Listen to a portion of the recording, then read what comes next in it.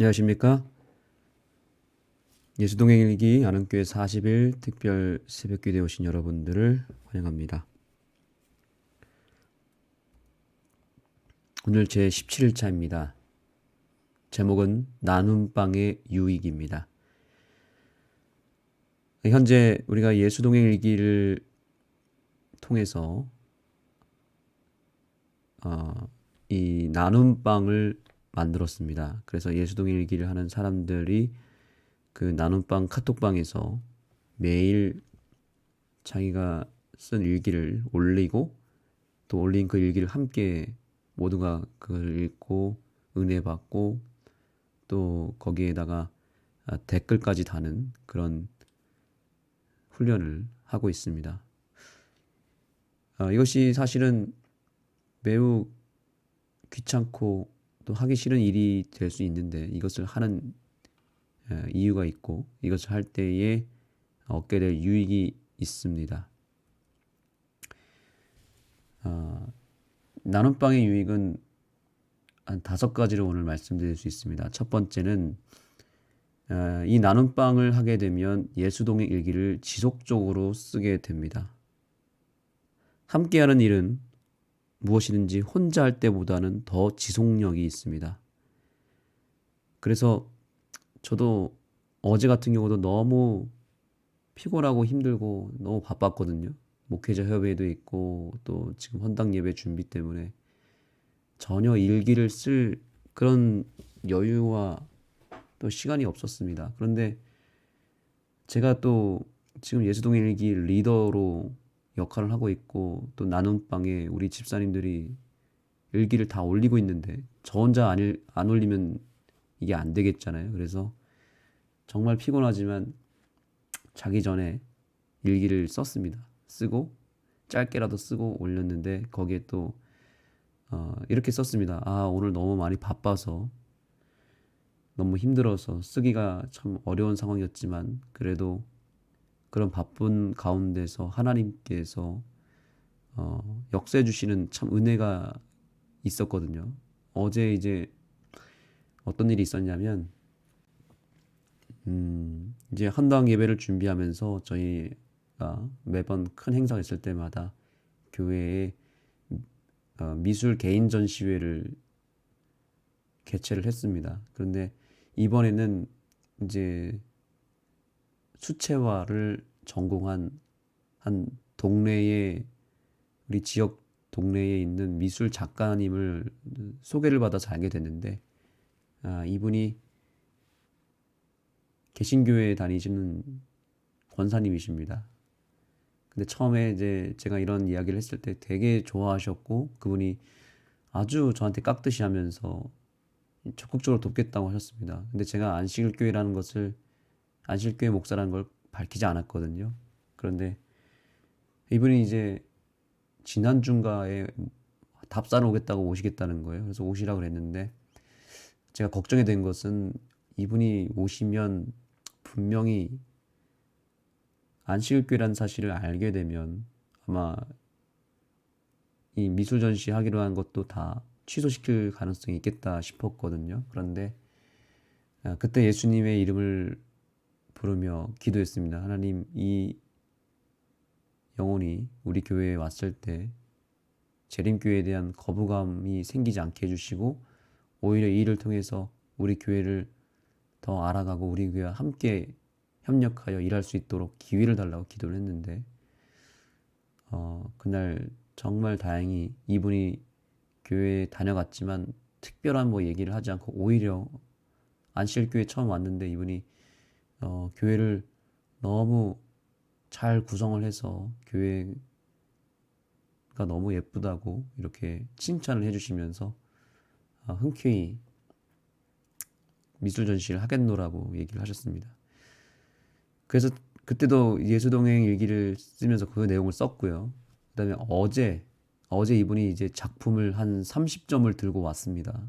근데 그날 이제 어제 제가 이제 목회자 협의를 갔기 때문에 만나기로 약속을 했지만 제가 자리를 비웠고 이분이 혼자 와서 이 미술 작품들을 교회에 두고 가겠다고 하면서 자기 보고 저보고 이제 이거를 좀 걸어달라고 하셨습니다. 그러면서 하신 얘기가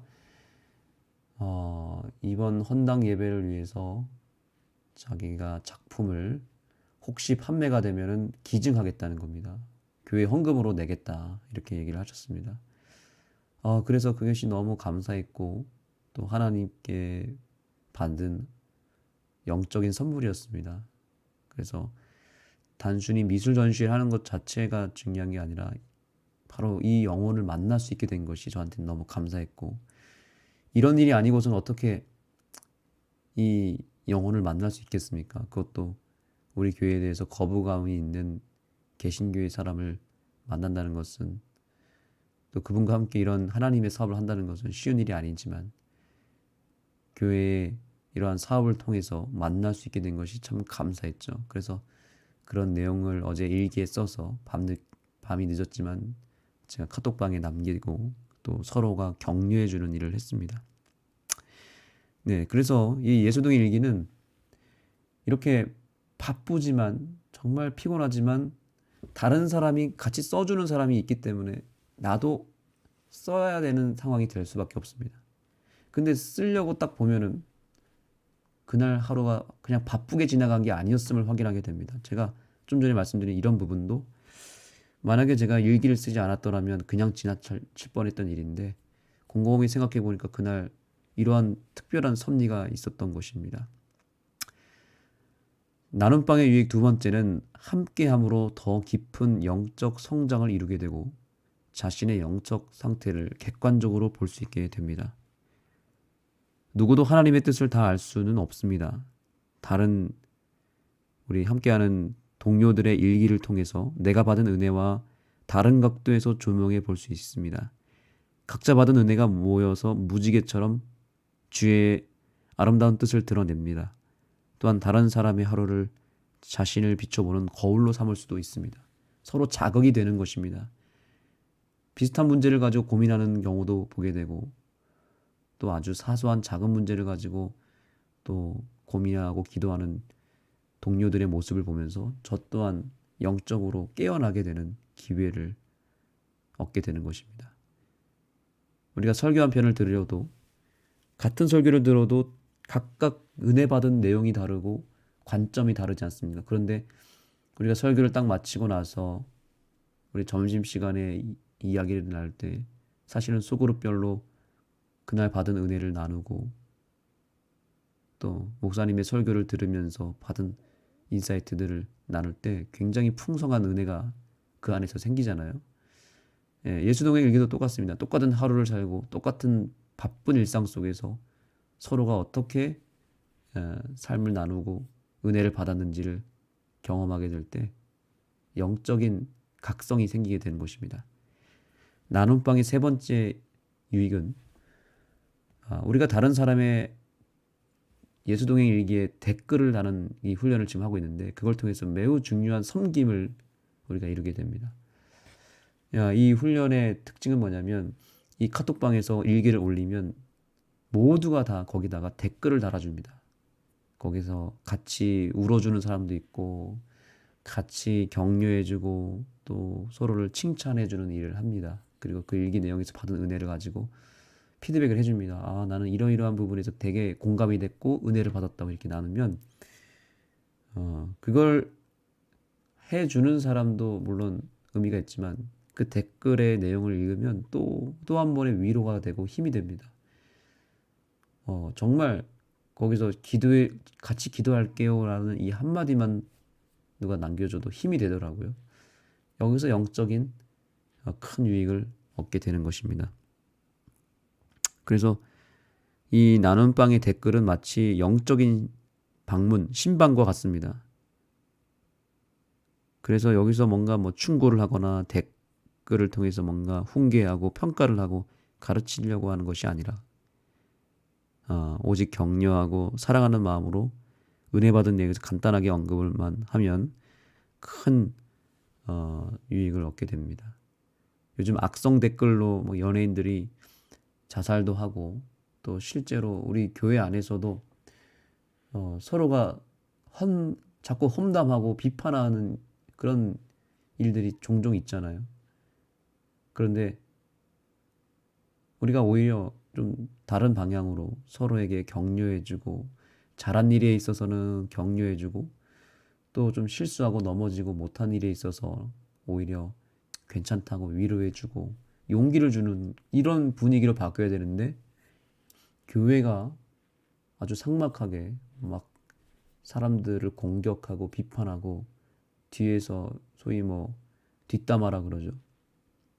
뒷담화, 앞담화, 옆담화를 막 하면서 사람들에 대해서 안 좋은 편견을 나누는 것은 사실 교회를 병들게 하는 가장 큰 장본인이잖아요.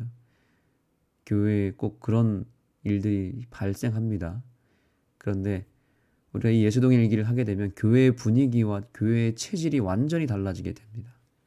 그래서 저는 목표가 뭐냐면 이 예수동행 일기를 이제 그냥 하고 싶은 사람만 데리고 하는 게 아니라 이제 이거 시작입니다. 그래서 모든 교인이 같이 할 수 있도록 자꾸 권장할 것입니다. 그래서 소그룹별로 예수동행 일기를 하고 그리고 서로 격려해주고 피차 권면해주고 또 사랑을 나누는 그런 좋은 말들 사랑합니다, 감사합니다, 미안합니다 뭐 이런 좋은 말들만 나눌 수 있도록 교회의 분위기를 바꿔나가는 거죠.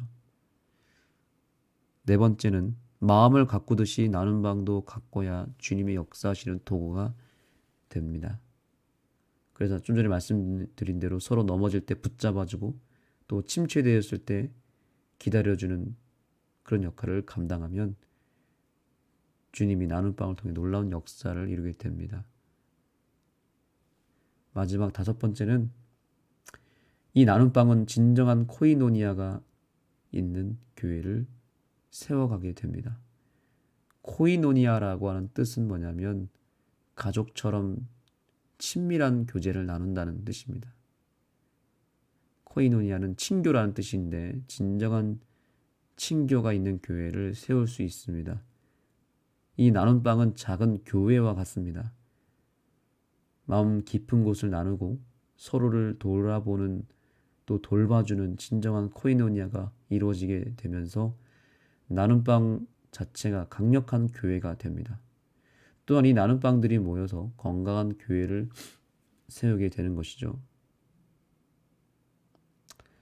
그래서 초대교회와 같은 그런 강력한 영적 파워가 있는 교회가 세워지게 되는 것입니다.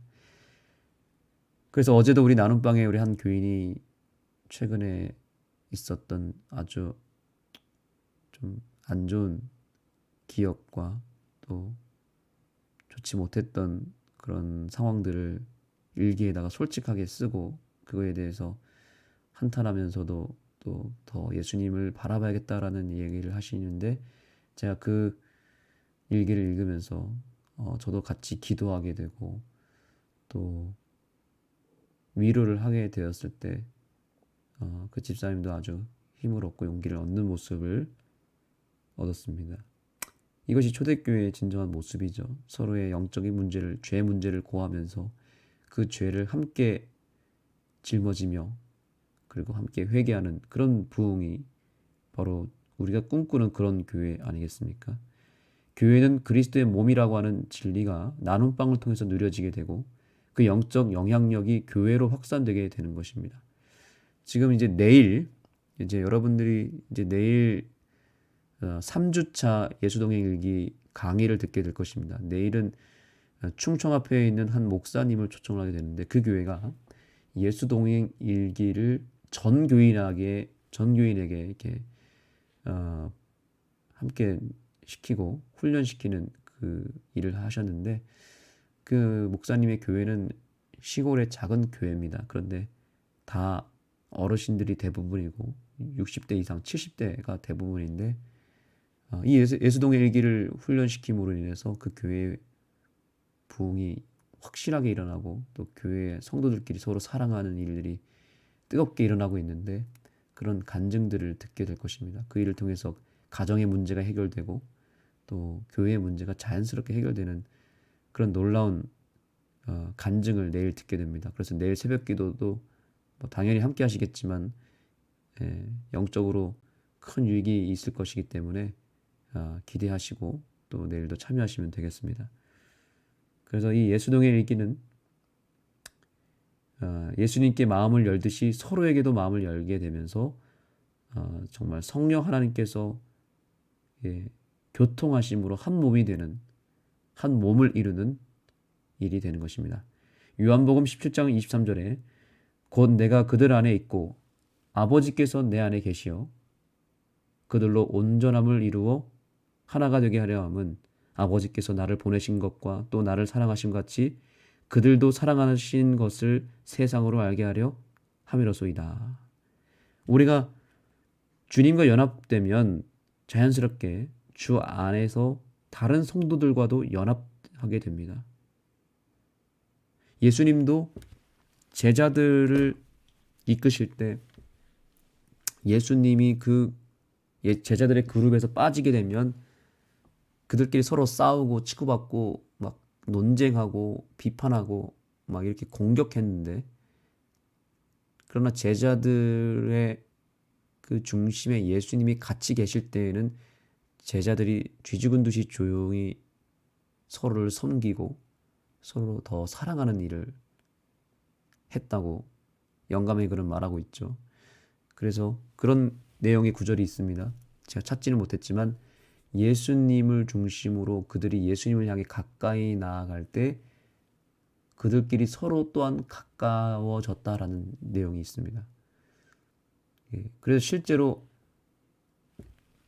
그들이 예수님과 멀리 떨어져 있게 되면, 각자가 예수님과 거리가 멀리 떨어지면 떨어질수록 그들 사이도 뭔가 관계가 별로 좋지 못하고 떨어지고 멀리 하게 되는 역사가 일어났지만, 예수님을 중심으로 하나가 되면 될수록 이들이 먼저 또한 하나가 되었다는 것입니다. 교회도 마찬가지입니다. 교회에 예수 그리스도가 빠지게 되면, 예수 그리스도 없는 모임이 되면 금방은 친밀해질지 모르지만 언젠가는 그 관계가 문제가 생기고 다툼이 일어나고 또 그 관계에 뭔가 큰 치명적인 문제가 생겨서 서로의 그 관계가 어그러지는 경우가 생깁니다. 그러나 우리의 소그룹에, 나눔방에, 또 우리 교회 공동체에, 우리 또한 우리 가정에 예수님이 중심이 되고 그 예수님을 향해서 우리가 각각이 나아가게 될 때 금방 하나가 됩니다. 그리고 서로 정말 뜨겁게 사랑하는 관계가 될 수 있습니다. 예수동행 일기는 이렇게 교회의 진정한 친교가 이루어지게 하고 교회가 정말 한 몸을 이룰 수 있는 기회를 얻게 됩니다. 혼자서는 쉽게 쓰러질 수밖에 없지만 서로 연합하여 하나가 되면 우리의 믿음은 절대로 무너지지 않을 것입니다. 우리의 믿음을 지킬 수 있을 뿐 아니라 요한복음 17장의 예수님의 기도대로 성도의 하나됨을 통해 세상이 하나님의 영광을 보는 그런 교회가 이루어지게 될 것입니다. 기도하시겠습니다. 하나님, 오늘 우리 예수동의 일기 가족들과 또 우리 모든 새벽기도에 동행하는 백성들을 깨워주시고 우리의 나눔이 얼마나 가치가 있고 힘이 있는지를 알려주셔서 감사합니다. 하나님, 오늘도 우리의 삶 가운데 임재해 주시고 우리가 예수님께 받은 은혜를 혼자만 갖고 있는 것이 아니라 우리 가족들과 성도들과 이웃들에게 나눠주고 또 서로를 격려하고 서로에게 좋은 이야기를 할 수 있는 그런 아름다운 관계를 우리 모두에게 허락하여 주시옵소서. 그리고 그 모든 관계의 회복과 지속성은 바로 예수님을 우리가 온전히 가까이 하고 예수님과 동행하는 일에 달려 있음을 기억하고 절대로 예수님을 놓치는 일이 일어나지 아니하도록 오늘 하루도 예수님만을 붙잡고 살아가는 우리 모두가 되게 하여 주시옵소서. 오늘 우리가 이 새벽에 드리는 기도 위에 함께 해 주셔서 주님께서 동행하여 주시고 그 기도를 통하여 주님이 영광 받아 주시고 응답을 내려 주시옵소서. 예수님의 이름으로 간절히 기도드립니다. 기도의 시간입니다. 첫 번째는 우리 교회가 예수 동행 나눔방들이 많이 생겨서 진정한 코이노니아 친교를 이루는 교회가 될 수 있도록 기도해 주시고, 또 우리 가정이 그렇게 될 수 있도록 여러분 기도해 주시기 바랍니다. 두 번째는 이번에 아는교회 헌당 예배를 통해서 대청소를 하였고, 또 이번에 1층에 있는 목회실을 다른 곳으로 옮겼습니다. 그래서 그 1층에 있는 목회실 자리를 한나방으로 이제 만들 계획입니다. 이제 내일과 내일 모레 그곳을 전기장판을 판넬을 깔고 또 가구를 배치해서 우리 여집사님들이 특히 그곳에서 쉴 수 있고 교제를 나눌 수 있는 공간으로 만들 것이고, 뿐만 아니라 우리 교회를 찾는 여러 교회들과 단체들에게 쉼터가 될 수 있도록 만들 것입니다. 이 한나방을 위해서 기도해 주시고, 이 한나방이 이 헌당 예배를 통해서 새롭게 탄생하게 됐는데, 정말 이 방을 통해서 진정한 코이노니아가 이루어질 수 있도록 기도해 주시기 바랍니다. 아는 걷기연맹 창설을 위해서 계속해서 기도해 주시고, 이걸 계기로 해서 아는 교회가 걷기 사역에 또 주력할 수 있는 교회가 될 수 있도록 기도해 주시기 바랍니다. 네 번째는 아까 말씀드린 제3회 미술 전시회, 우리 아는 교회에서 이번에 진행하게 되는 미술 전시회를 위해서 기도해 주시고요. 아까 말씀드린 우리 동네 작가님 이윤숙 선생님과 접촉하게 되었는데, 이분과의 이 협력이 정말 하나님께 영광이 되고, 또한 이분이 또 그동안 열심히 믿었던 예수님을 통해서 진리교회를 알고 또 진리를 배우고 느낄 수 있는 그런 좋은 계기가 될 수 있도록 우리 동네 작가 이윤숙 선생님을 위해서 기도해 주시기 바랍니다. 이번에 헌당 예배 때 오시기로 약속을 했고요. 또 이분이 아까 말씀드린 대로 그 작품을 자기가 혹시 판매되면 기증하겠다까지 얘기를 하셨습니다. 그래서 우리 교회에 상당히 마음이 열렸고, 우리 교회 처음 오고 나서 정말 교회를 예쁘게 잘 꾸몄다면서 너무너무 좋아하셨습니다. 그래서 정말 의외의 반응이었습니다. 오히려 저는 시큰둥할 줄 알았고, 정말 이 약속을 이분이 취소할 줄 알았는데 흔쾌히 우리와 함께하는 것을 동의해 주셨는데, 이분이 어떤 분인지 저는 잘 아직 모릅니다. 그러나 우리가 기도하면서 이 영혼을 잘 품어서 좋은 역사를 이루었으면 좋겠습니다. 이제 여러분의 각자의 개인적인 기도 제목과 함께 우리 함께 뜨겁게 기도하는 시간 갖도록 하겠습니다.